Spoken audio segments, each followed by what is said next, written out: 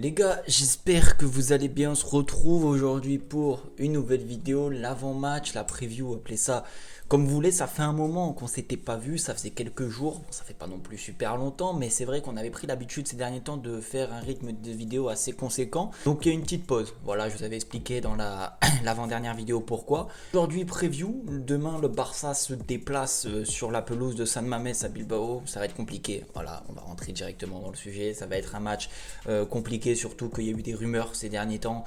Haaland, pourquoi pas, avec Deco en réunion. Laporta a proposé à Xavi de rester pour la saison prochaine. Bref, il y a eu plein de choses. Donc, est-ce que le Barça va arriver la tête froide, la tête reposée sur les mêmes bases que sur les derniers matchs, ou est-ce qu'ils vont arriver avec ces petites questions, qui va être le nouveau coach, parce qu'on sait que le Barça n'a pas forcément les finances pour prendre un nouveau coach, en tout cas la saison prochaine. En tout cas, ça se complique. Si on doit revenir au sujet du Barça, donc oui, le Barça se déplace demain à San Mamés à Bilbao, un match qui va s'annoncer compliqué, surtout que cette équipe de Bilbao, je crois qu'elle est sur plus de 15 matchs sans défaite à domicile. Voilà, c'est un pourcentage de victoire assez impressionnant. Ils sont très bons, on l'avait vu de toute façon en Super Coupe, on s'était fait éliminer aux prolongations. Vous allez voir qu'il y a quand même quelques brèches sur cette équipe de Bilbao qui ne sont pas non plus voilà, inatteignables. C'est pas non plus la meilleure équipe de la Liga, mais largement à la portée de cette équipe là. Maintenant, il va falloir bien aborder ce match, se concentrer et surtout faire un match sérieux. Pour ça, on va faire un petit peu l'état des lieux de Bilbao. C'est en ce moment certainement l'équipe qui marche le mieux en Liga. Voilà, ça, il n'y a rien à dire. Ils viennent d'éliminer d'ailleurs en Supercoupe 4-0 l'Atlético Madrid. Iñaki Williams, Nico Williams, bref, ils sont chauds. Les milieux de terrain, Sunset et tout, là, c'est vraiment très très bon. Donc, il va falloir faire attention. Seul petit point négatif pour eux, c'est que Nico Williams est suspendu pour le match face au FC Barcelone. Donc ça, du coup, ça fait du bien parce que vous vous rappelez au match aller, il nous avait vraiment posé énormément de difficultés.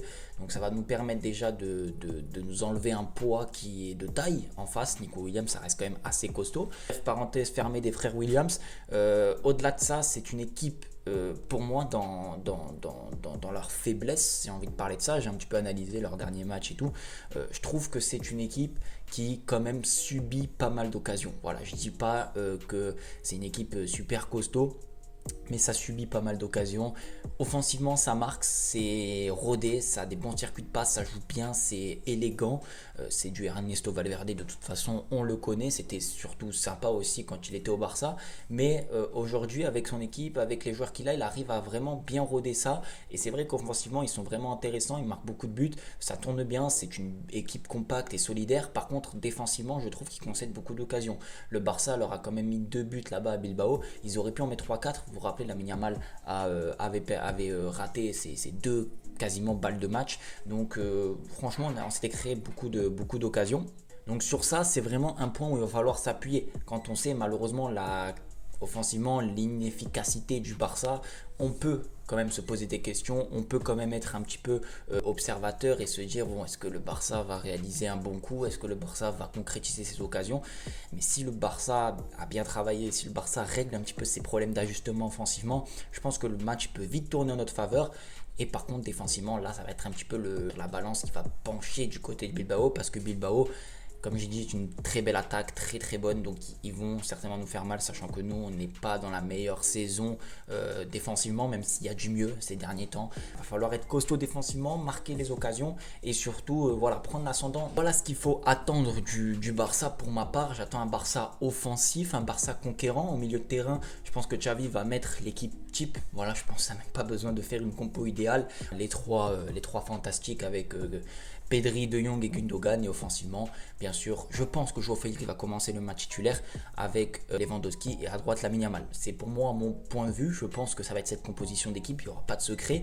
Il va falloir que le Barça prenne l'ascendant psychologique déjà sur Bilbao, même si ça va pas être facile là-bas dans leur stade poussé par leur public. Il va falloir ensuite que le Barça au milieu de terrain prenne vraiment le dessus, que ce soit techniquement parlant, mais aussi psychologiquement. Nous, va falloir vraiment avec De Jong, Pedri et Gundogan qu'on prenne l'ascendant sur la plupart de la rencontre. Si on perd la bataille du milieu de terrain, je pense que le match va s'annoncer vraiment compliqué. Voilà, ça c'était pour la globalité du match. Il n'y a pas besoin de parler 150 ans.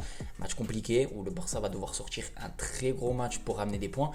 Mais au-delà de ça, si on parle classement, si on parle points, le Barça doit l'emporter. Sincèrement, Gérone, ils sont sur une très mauvaise période. On est repassé deuxième. Real Madrid a gagné de justesse à Séville. Là, ils se déplacent à Valence. Ça va pas être facile. Donc, on a l'opportunité de se rapprocher du Real Madrid. On a l'opportunité de prendre un petit peu d'avance sur Gérone. Et on a l'opportunité de, pourquoi pas, essayer, comme je le répète à chaque vidéo, d'embêter le Real Madrid jusqu'à la fin de saison. C'est l'objectif.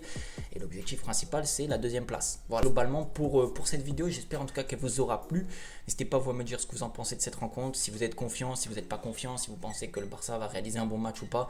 J'attends vos commentaires, je les lirai. Et puis voilà, moi je vous dis à la prochaine, prenez soin de vous et de votre famille.